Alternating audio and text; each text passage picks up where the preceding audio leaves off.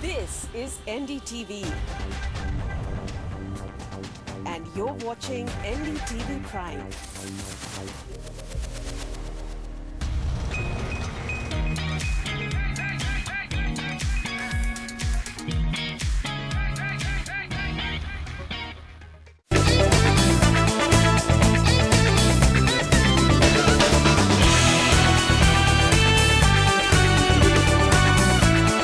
At the 2018 Auto Expo, and I have with me a special panel of guests to talk about specifically what's happening in the two-wheel space. So I'm going to introduce them from the far end: Arun Siddharth from TVS, Vimal Sumli from Triumph, Malala Mason from Hero, and of course, I think now on this channel you know who he is, Prasenjit Dattabarua from Facebook.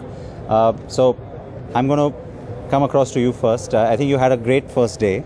There's been a lot of talk about, is the Auto Expo as big as it used to be? Is it not? From a purely two-wheel perspective, there's always this talk about also how the car guys get all the attention, but not the two-wheeler space. This time, I don't think that's the case, right?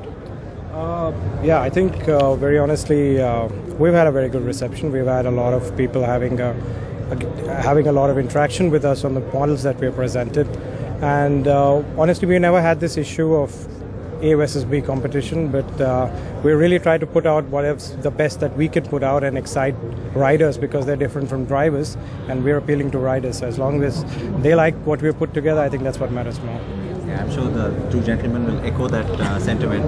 Yeah, I think it's very exciting as it is. Yesterday was a little down because you didn't have many so-called heads around. It's equally exciting, but there's some brands which are away, like Triumph is not there, or other brands are not there. But I think it's important to showcase what you got to offer to the consumers till the next Auto Expo comes in, and it's the right platform to do so. That also explains why you look so relaxed. You're the only one who's here as a visitor. But Malo, there's also so much sort of pressure in terms of what's happening in the industry right now. I mean, a lot of external pressures, a lot of policy-related pressures. All of that eventually, of course, starts to affect your bottom line. In that scenario, to put on this brave face and talk about future investments and R&D, that can't be easy because you have no idea what's around the corner. Yeah, true. At the same time, what is best is when you have a clear roadmap from policy point of view. For me, the good thing from the government is, after some hiccup on the BS3, BS4, we're quite clear to say, okay, the next big hurdle is going to be Bharat 6. And I think for that matter, once you have a clear roadmap and say, okay, it's going to happen, guys, get ready. We have no other option but to gear up.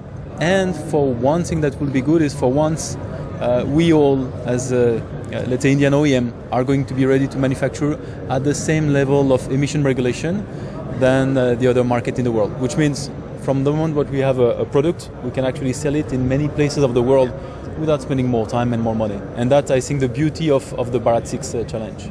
And having access to new markets always helps hedge some of the troubles at home. So we've talked about, of course, how policy has to be clearer, and there are all these extraneous circumstances or pressures that the industry can't really control.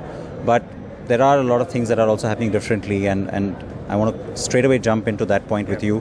When it comes to approaching that consumer in this environment, going digital has just become, it's just the norm now almost, isn't it? Yeah, I think it's a great time to be part of this industry, and we were having this conversation before we started, is how people are already so informed before they come in. In fact, we did this survey with Bain, where 70% of the people have already decided which brand they want to buy and what is the price point they're interested in. They're quite well informed. In the two-wheeler categories, 50% of them already know it. That's overall. 7 billion of the two-wheeler sales right now are already online influenced, and 2020 we see it being a 14 billion number. Huge number, and which obviously looks at rework of business models, and Vimal, you were talking about that before. So I think it's an interesting time to be there, and it's obviously forcing OEMs to rethink how they look at consumers, and it also helps that they're also scaling up the entire radar of the product cycle. So it's a kind of good mix of how they're moving up. Yep. It's not just basic level biking. I learned there's some 7 or 8 levels of different kind of bikes in my 5 minutes right now. I think that's very educated. I'm guessing that came from Vimal. It came from Vimal. It came from Vimal. A heated bike, etc. I think it's interesting stuff, and I think the consumers are more open to kind of choosing what they want. A lot of our information goes to our consumer through platforms like Facebook as well. So does that allow you to also be leaner, or that much quicker in terms of being able to decide spends more judiciously, because some of the overheads go away when you're talking about digital straight away? Yeah, I think, for example, the recent RR launch was 100% digital. We didn't spend one new rupee on anything which was offline. And the response that we got was tremendous. Like, we're pretty much in a very good spot. I think what is important about digital is that it's not competing with an offline model, and it's not competing with any other model. It's actually an addition, is what I feel. It's complementary. And I think the best thing comes in when you look at that and approach it that way. Yes, in the premium end of the business, you really can afford to do a digital first and go away with it. But there are other markets where you still need an offline model. Sort of choosing where to put your money, literally. The point is that it hasn't replaced traditional media yet, digital, which means that you're doing that and this. It's then difficult to either look at an incremental spend sometimes as a brand, or then decide that, okay, from the traditional lot you have to let something go. True. The one thing, at least, which for me is interesting when you look at those way of reaching the customer is also sometimes the challenge is also linked to who you are dealing with. If you link with the younger audience, digital native, then you have no choice but to go digital. You can go as much as putting, let's say, dealership. Some of them won't just go there, so you have to have a different way to anchor them. And I think this is, for me, the challenge is we were saying it's to complement. Sometimes it's tactical because you want to be very precise and very quick. That's the beauty of being online. But sometimes for me, it's even like certain audience, you will only reach it in the future only if you think through a thorough marketing campaign, which is digital, which is experiential, yes. And that adds value, not just like it's on a mobile, doesn't work. I think digital, the content is going to play a role. Second, credibility. When you put a content out, how credible is that content so that the guy buys on it? And third is, of course, your response time is quite quicker. You put an ad into a newspaper, you got to call a dealer and ask him how many inquiries did you get, because you don't have a system to check it. You have a digital, you know how many views, how many impressions, how much time did he come in from, did he come from mobile, did he come from tab? Precise. Amazing. And it's like clinical, I believe as a motorcyclist, it should be precise because I'm an engineer. I don't want to bring that marketing jargons into it. It was good, it was bad. I would say it was 90 inquiries, 10 test drives, 5 retail. So I think that's what you can get through digital. A lot of credibility, a lot of numbers, and a lot of analysis. And I love that part as well. But I have to ask you, PD, that this is all, of course, it's one thing to say that in general, India is getting more digital, and so more and more people are moving online. But the quicker adoption rates are coming by a lot of this now going from desktop to mobile, isn't it? Yeah. So I'll just give you some stats, right? So after what happened last year in the telco industry, the average consumption of data has gone to 1.6 GB per user per month. It was 200 MB last year, same time. In 1 year? In 1 year, it's gone 8 times. Yeah, completely. So I think what's happened is everyone is now consuming content on their devices. So that is the new screen.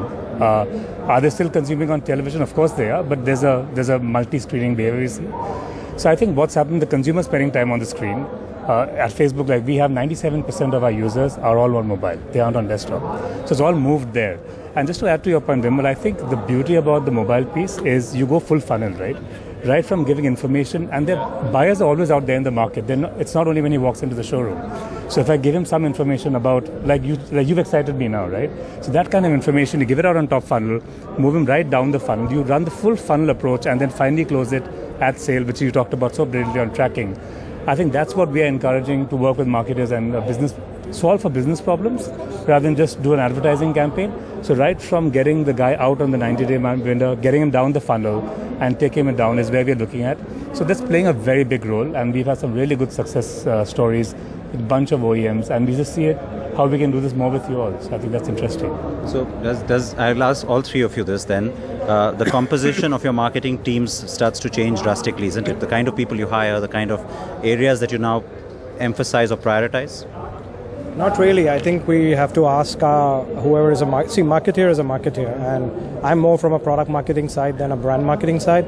But even a brand marketer his job is to understand the consumer's needs and fulfill them. So if that requires him to have reskilling or extra skilling, so to say, then I think that is the right approach rather than trying to take a different kind of giving it a different grease monkey, so to say, in our language. I think it's the same guy, but we have to help him train, we have to help him. Everything has been said already. The key thing is, Vimal was saying, is really about the insight that you can get. Because you are accurate in your targeting. 2 is about the tool. You've got a vast array of tools, and there is Facebook, but there are other players which reach a different audience in a different way. And I think this is also what is the beauty compared to the traditional that we have been using in the past. And I think it's just this complement and this level of insight that we can get that we're using. Then after, do agree for the same. You don't hire people based on the expertise that they would have in a typical, let's say, media platform. You just hire them based on the idea. And then out of them, they'll be clever enough to use which media will be the most efficient.